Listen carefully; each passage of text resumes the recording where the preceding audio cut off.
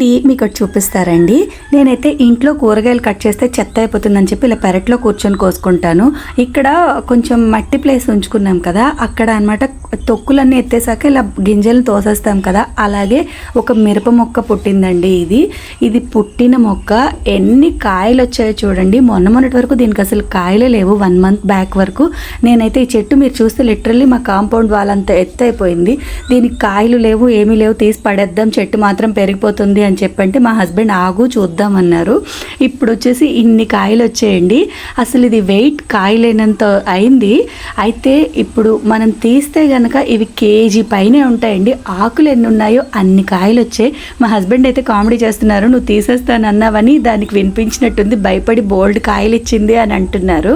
చూడండి, మీకు వీడియోలో క్యాప్చర్ అవుతుందో లేదో తెలియదు కానీ ఆకులు ఎన్ని ఉన్నాయో అన్ని కాయలు వచ్చాయండి.